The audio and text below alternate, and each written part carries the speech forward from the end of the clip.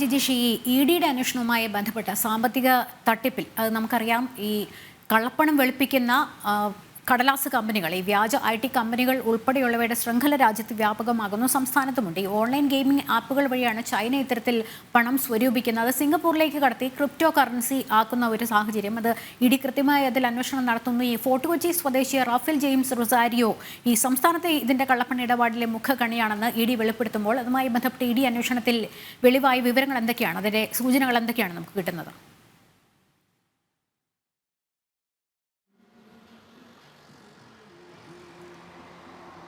Enforcement ഡയറക്ടറേറ്റിനെ സംബന്ധിച്ചിടത്തോളം അതിന്റെ അന്വേഷണം തുടങ്ങുമ്പോൾ നിരവധി സാമ്പത്തിക തട്ടിപ്പുകൾ, അത് ഈ കരുവന്നൂരിൽ CPM നേതാക്കൾ ഉൾപ്പെട്ട കരുവന്നൂർ സഹകരണ ബാങ്ക് തട്ടിപ്പ്, അവിടെ അന്വേഷണം ആരംഭിച്ചു. പിന്നീട് നമ്മൾ കണ്ടത് CPIയുടെ നേതൃത്വത്തിൽ നടന്ന കണ്ടല സഹകരണ ബാങ്ക് തട്ടിപ്പാണ്. ഈ സാമ്പത്തിക തട്ടിപ്പുകൾ അറുതിയില്ലാതെ നീങ്ങുന്ന ഘട്ടത്തിൽ, അല്ലെങ്കിൽ നിക്ഷേപകരടക്കം ലാഭം പ്രതീക്ഷിച്ച് അതിന്റെ ഇരകളായി മാറുന്ന ഒരു സാഹചര്യത്തിൽ അന്വേഷണം ഊർജിതമാകുമ്പോഴാണ് മറ്റൊരു സാമ്പത്തിക തട്ടിപ്പിന്റെ അല്ലെങ്കിൽ കള്ളപ്പണ ഇടപാടിന്റെ വിവരങ്ങൾ കൂടി എൻഫോഴ്സ്മെന്റ് ഡയറക്ടറേറ്റിന്റെ അന്വേഷണ പരിധിയിലേക്ക് എത്തുന്നത്. അതാണ് ഈ ഓൺലൈൻ ബെറ്റിംഗ് ഗെയിമിംഗ് ആപ്പുകളുടെ പേരിൽ നടത്തിയിട്ടുള്ള സാമ്പത്തിക തട്ടിപ്പുകൾ എന്ന് പറയുന്നത്.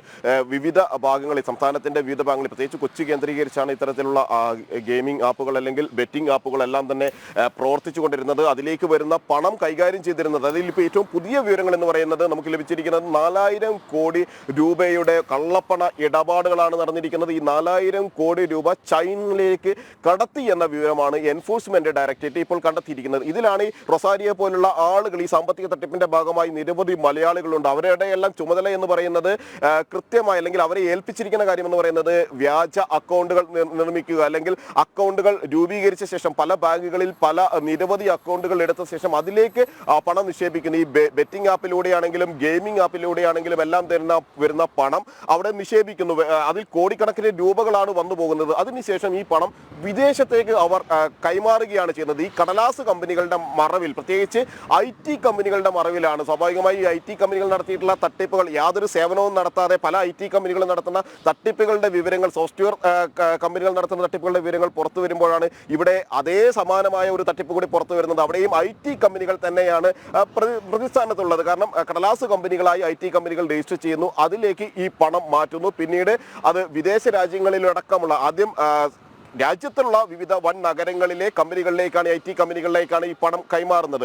അതിനുശേഷം ഈ പണം പോകുന്നത് ചൈനയിലേക്കും സിംഗപ്പൂരിലേക്കുമാണ്. അവിടെ ക്രിപ്റ്റോ കറൻസി രൂപത്തിലേക്ക് ഈ കള്ളപ്പണം മാറ്റപ്പെടുന്നു. ഏതെങ്കിലും തരത്തിൽ അന്വേഷണം നടക്കുകയാണെങ്കിൽ, എൻഫോഴ്സ്മെന്റ് ഡയറക്ടറേറ്റിന്റെ ആണെങ്കിലും മറ്റ് അന്വേഷണ ഏജൻസികളുടെയും അന്വേഷണം ഇതുമായി ബന്ധപ്പെട്ട് തങ്ങളുടെ ഈ സ്ഥാപനങ്ങളിലേക്ക് നീങ്ങുന്നു എന്ന ഘട്ടത്തിൽ അവിടെ ആ നികുതി മാത്രം അടച്ചതിന് ശേഷം, ആ കടലാസ് കമ്പനിയുടെ പേരിലുള്ള നികുതി മാത്രം അടച്ചതിന് ശേഷം ഇൻകം ടാക്സിന്റെ, IT ആണെങ്കിലും മറ്റ് എൻഫോഴ്സ്മെന്റ് ഡയറക്ടറേറ്റിനെയും എല്ലാം അന്വേഷണത്തെ അവിടെ പ്രതിരോധിക്കുന്നു. ആ ഒരു ഘട്ടത്തിൽ മറ്റു നിരവധി കടലാസ് കമ്പനികളിലൂടെ കോടിക്കണക്കിന് രൂപ ഈ ബെറ്റിംഗ് ആപ്പിലൂടെയും ഗെയിമിംഗ് ആപ്പിലൂടെയും ലഭിച്ച കോടിക്കണക്കിന് രൂപ വിദേശത്തേക്ക് കൃത്യമായി തന്നെ പ്രതികൾ എത്തിച്ചിട്ടുണ്ടാവും. അവിടെ ഉപയോഗപ്പെടുത്തുന്ന ആളുകൾ എന്ന് പറയുന്നത് പ്രത്യക്ഷത്തിൽ ഒരിക്കലും ഈ കോടിക്കണക്കിന് രൂപ കൈകാര്യം ചെയ്യുന്ന ആളുകളാണ് എന്ന് ഏതെങ്കിലും തരത്തിലുള്ള ഒരു സംശയം ഇൻകം ടാക്സിനോ അല്ലെങ്കിൽ എൻഫോഴ്സ്മെന്റ് ഡയറക്ടറേറ്റിനോ തോന്നാത്ത തരത്തിലുള്ള ആളുകളാണ് അതിൽ കൃത്യമായി തന്നെ പ്രവർത്തിച്ചിരുന്നത്. അങ്ങനെയാണ് ഈ റൊസാരിയോ പോലുള്ള ആളുകൾ ഇതിന്റെ ഭാഗമായി മാറുന്നത്, വർഗീസിനെ പോലുള്ള ആളുകൾ ഇതിന്റെ ഭാഗമായി മാറുന്നത്. അവരുടെ വീടുകളിൽ പരിശോധനയ്ക്ക് എത്തുന്ന ഘട്ടങ്ങളിൽ പോലും